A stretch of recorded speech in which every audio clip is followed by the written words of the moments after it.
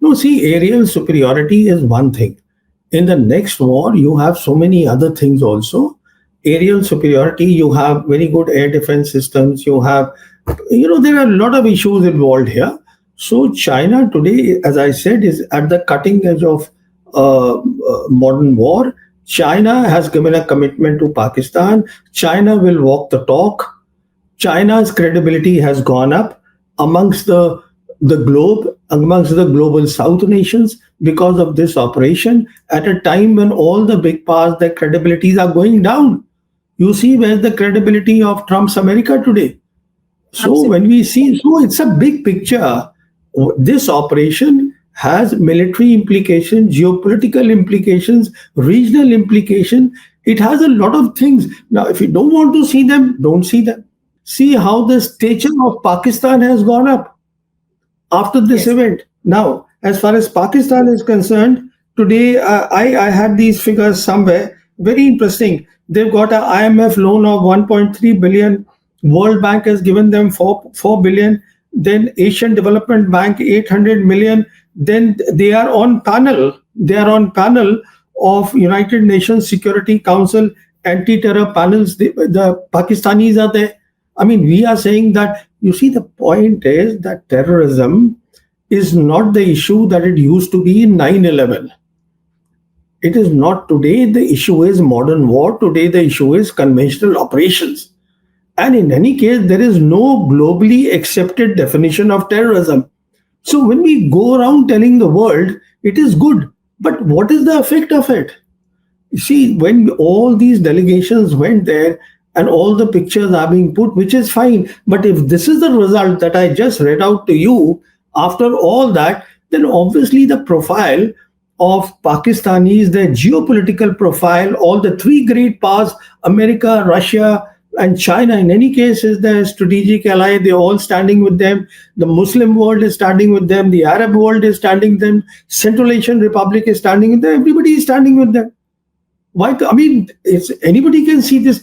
Honestly, there should have been no debate at all because the situation is so clear. But if you want to live in an alternate world, you want to create an alternate narrative, well, that's your choice. First of all, India was not taken off the guard because India took the initiative. Operation Sindoor was started by India. If India cannot understand it was China and Pakistan after 5th August 2019, then there is a problem with the top Indian security team. And now you are asking me what they will do is they will do nothing because we have at the highest level declared that this is not the era of war. You see, when you have already declared that, we have created a new normal, we are being very difficult, we don't want to talk to Pakistan, we don't want to talk to China. See, the first thing is that the Indian side didn't really realize that they were up against not Pakistan, but Pakistan and China. So that's the thing. And as a consequence of that, I believe that the Indian response to the Pahalgam massacre was disproportionate. Now, this is very important. What this means is that they did the proxy war, we lost lives in Pahalgam, so this is terrorism. Terrorism is what we call the sub-conventional operations. And as a response, what we did is we went completely overboard and we did the conventional operations, and that too at the high end. Because when you use air power, and especially between India and Pakistan in the next war, air power will be the leading element of war. So the second point that I want to make is disproportionate is very important because to their terrorism, we responded with the high end of conventional war. So people around the world understand all these things. That's the second point. The third point is that there is no doubt about it that in the air war, as far as this combination was concerned of China and Pakistan in terms of weapon systems, their J-10 and the PL-15 missile, it did a very good job. And this is perhaps the reason that the Chief of Defense Staff, General Anil Chauhan, hesitates to give out the numbers of the aircraft which have been shot down.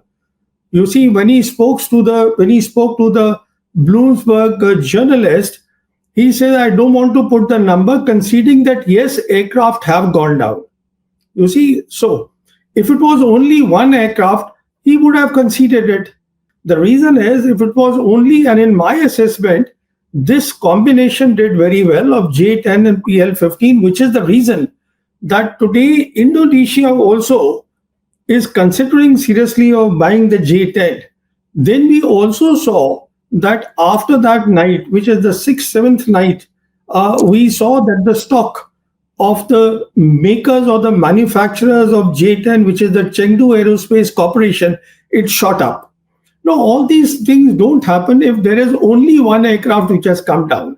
And the reason is very obvious why the CDS doesn't want to accept the losses is because if he accepts that, then he's also accepting, which is a very dangerous thing, the limitations of the Indian Air Force. And when I say limitations, please understand this is for the benefit of your viewers, because what we are talking about here are the BVRs, beyond visual range missiles. Now, beyond visual range missile, which fire at a very long range, what is important is the digital ecosystem which is backing them. There is a huge digital ecosystem that backs them. If you remember, there was a briefing given by the Pakistan Air Force officer, Air Marshal Aurangzeb Ahmed, to the international press, where he said that now the Pakistan Air Force has got a new warfighting doctrine, which he called multi-domain operations. Now, what that means is that is the digital ecosystem, and that comprises of, you have your satellites, you have your airborne assets, you have your ground assets, you have your fighters, and everything is linked with their link 17. Now, so when you have a fighter which is firing a BBR, then there is an ecosystem which is helping him. So if there are more kills on the Indian side, it would mean that the ecosystem of the other side was better.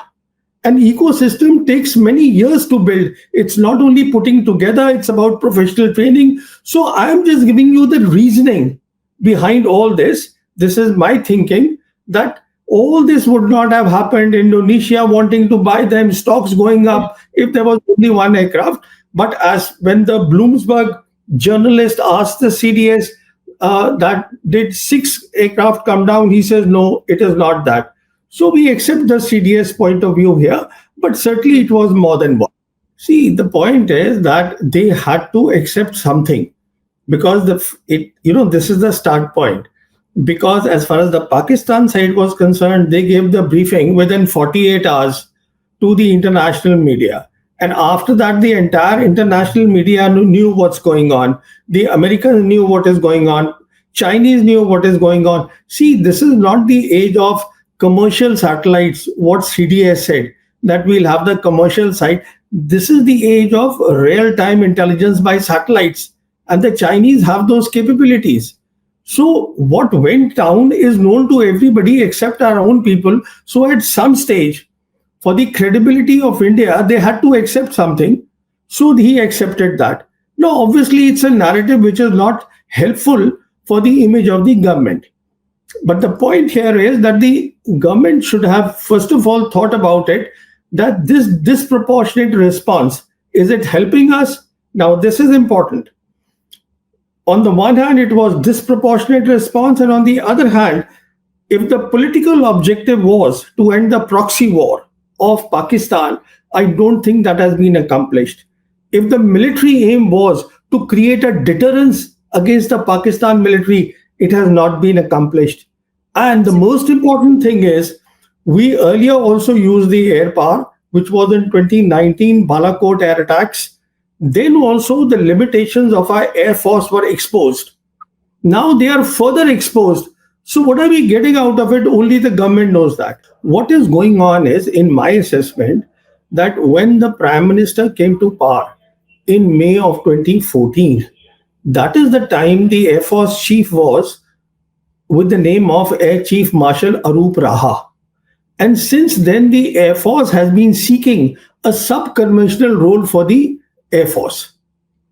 You see, that you also want to, because the Army is doing a sub-conventional role, So, starting from Arup Raha, all the Air Force chiefs have been wanting a sub-conventional role, that Air Force should be used in this role, which is wrong, because we are talking of a modern war here.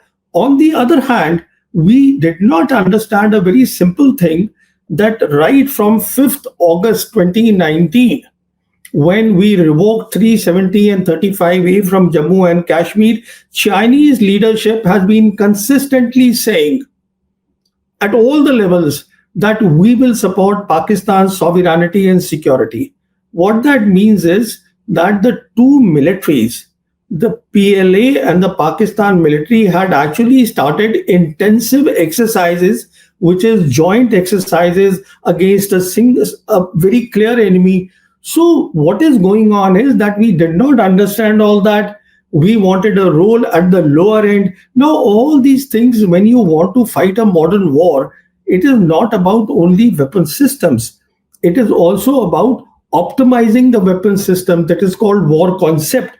And it is also about years of training.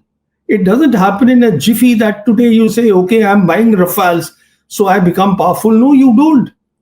It is not only Rafales, how do you use the Rafales, how do you use the Rafales with the other systems, and what sort of a training you have done, what sort of understanding you have of electronic warfare. You see, these things are important. We saw in Balakot very clearly that the Pakistan Air Force displayed better electronic warfare capabilities. So we should have understood that in a modern war, electronic warfare is very important, because if you can jam the enemy's communication, there is trouble.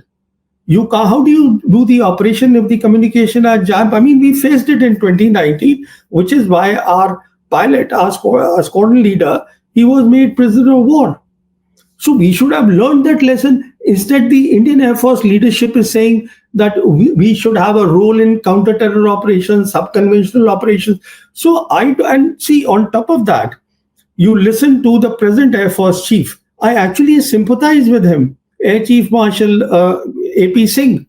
He said openly that, look, the DRDO and the HAL, they have not met any of the timelines.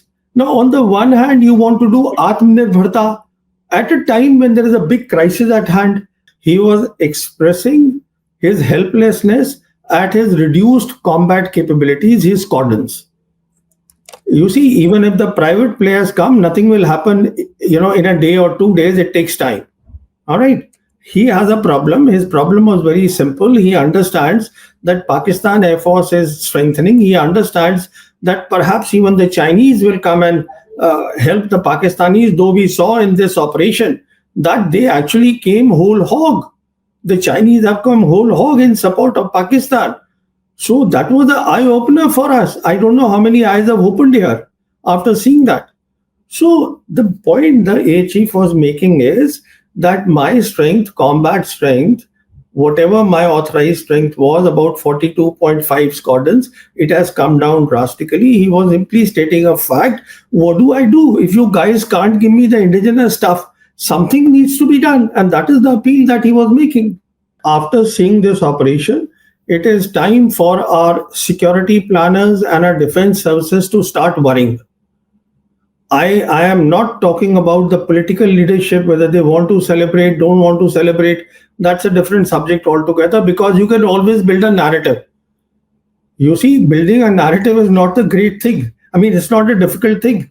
You can always build a narrative for the people who are willing to hear, in any case, who are willing to believe you.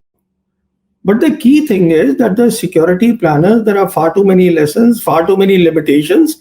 There is no doubt about it that at this stage, it will be very difficult, rather impossible is the word I would like to use, that in a modern war, if let's say there is a war, God forbid, in let's say 12 months' time, then there is no way you can take on the combine of China and Pakistan, even if China is not showing the hand.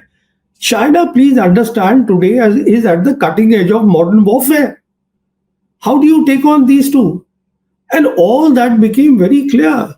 And then on top of that, the government has created, the Prime Minister himself has created a new normal. And a new normal is extremely dangerous, because it has brought the threshold of war dangerously low. And on top of that, we have fired missiles. Both sides have fired missiles. That means the traditional battlefield, where things were that this is the front line, this is the depth, it has all evaporated. There is nothing called a front line any longer. When this new normal is so dangerous, you have to understand what the next war will be like. So, from my perspective, I would imagine that our security planners, our defense services should be extremely worried. They should be having sleepless nights. What is going on? See, first of all, what the foreign minister said, there are different interpretations now they are giving. I won't worry about that. As I said, my key worry is, why did you do a disproportionate response and expose the limitations of your air force, which is the lead force in the next war? That is one worry. Second is the point that you raised. You see, it will not happen even if today we get the Rafales, which is not happening. We get the Sukhois. There is a lot of issue of integration. There is a lot of issue of standardization, because you need all that for a viable digital ecosystem to back the aircraft, the 4.5 generation, and now the Pakistanis are buying the fifth generation aircraft, the J35s, and a better missile, which is PL-17s. They used PL-15, now they are getting PL-17, which has a range of 400 kilometers. So I would worry, if I was in their place, the defense chiefs, that what would I worry about? That all this needs time. So what is to be done? What needs to be done is, we need to first have peace in the region. We need to create a security architecture in the region and have Pakistan and China inside the tent. That will give us time then to focus on our development. We have poor people in our country, and focus on the deterrence building. All these things, this is all talks that I buy the Rafales, I can take on Pakistan. No, because Pakistan and China have been training since 2019 very hard. So how do you, bridge that gap? You need years of training yourself. So these are not easy things, and the real situation, this operation it's shown us very clearly. It is up to us. We want to see it, or we don't want to see it. You can ignore it.